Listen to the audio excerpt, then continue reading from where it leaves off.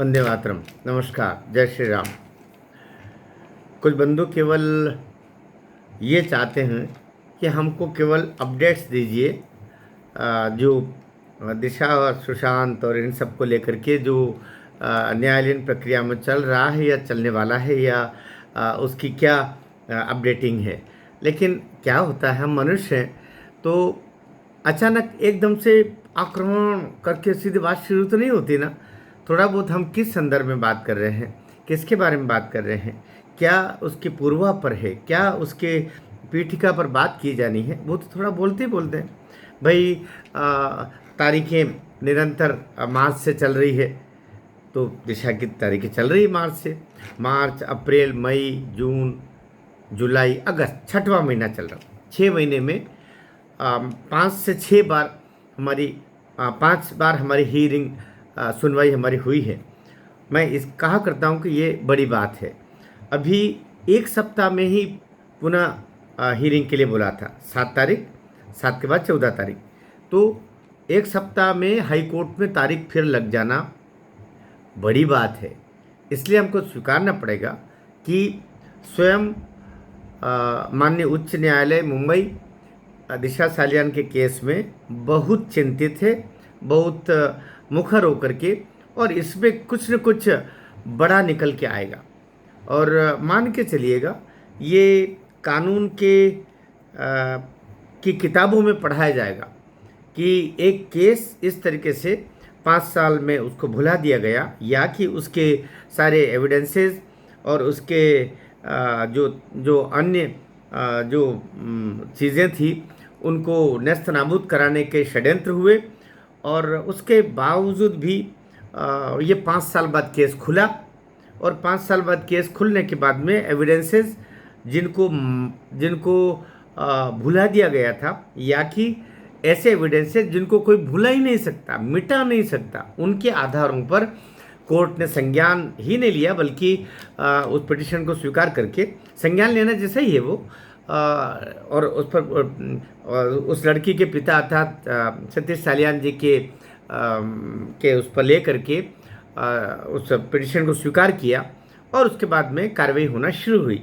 और शुरू होते होते अब 14 अगस्त अर्थात कल सुबह इसकी हियरिंग होना। मेरी जो जानकारी मुझे अब और निकल बताई जा रही है, मुंबई से जो मेरे बंधु वहाँ पर लगे हुए हैं, उनकी तरफ से बताया जा रहा है कि हाई कोर्ट में दिशा के केस में सामने की तरफ आदित्य ठाकरे पहले अपने वकीलों की टीम में खड़ी करने की कोशिश की, जो मैंने कहा था कि वो तो संभव ही नहीं, क्योंकि ये केस दिशा सालियान वर्सेस महाराष्ट्र गवर्नमेंट है। तो महाराष्ट्र गवर्नमेंट है, इसमें कोई तीसरा, ये तो आदित्य ठाकरे को तो उसमें हत्यारे के रूप में, उसमें रेपिस्ट के रूप में इसकी शिकायत की गई है। तो जिसके खिलाफ ये है वो खुद अपना नहीं कर सकता।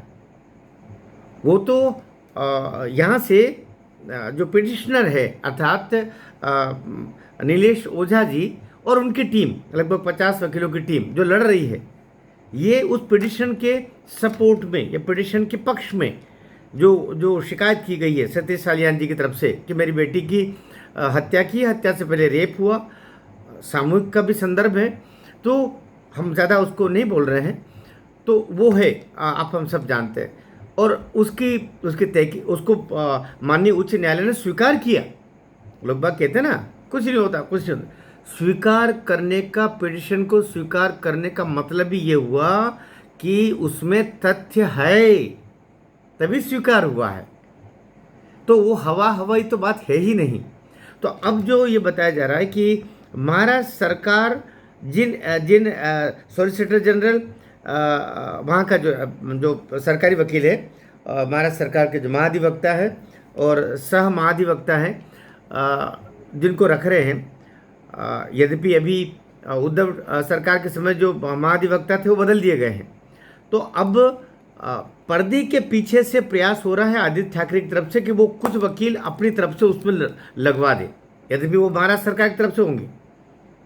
लेकिन टेक्निकली वो संभव नहीं होगा। प्रयास हो रहे हैं कि 14 अगस्त के दिन जो हियरिंग हो उसमें महाराष्ट्र सरकार की तरफ से ताकतवर एडवोकेट्स खड़े किए जाए, अर्थात सॉलिसिटर जो महाधिवक्ता और सह महाधिवक्ता या सरकारी वकील, सामान्य शब्दों में, उसमें आदित्य के अपने वकील, उसमें फीस चुकाए हुए वकील उसमें खड़े हों। लेकिन वो महाराष्ट्र सरकार भूल करके भी स्वीकार नहीं कर सकती। अगर टेक्निकली कहीं इसको स्वीकार करने की कोशिश की तो इसके परिणाम देवेंद्र जी, महाराष्ट्र सरकार बुरे ही नहीं बहुत बुरे होंगे।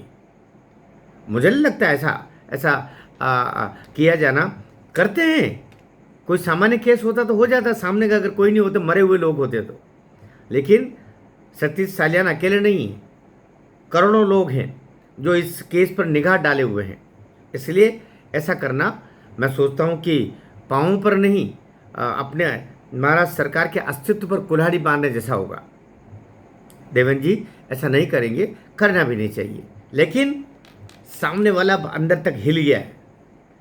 अब जो है आदित्य ठाकरे और उसका पूरा परिवार ये मान के चल रहा है कि अब कुछ न कुछ तो होगा, और ये कुछ न कुछ जो होगा ना, यही होगा, इसके अलावा कुछ उसमें है ही नहीं, यही होगा। भारत माता की जय।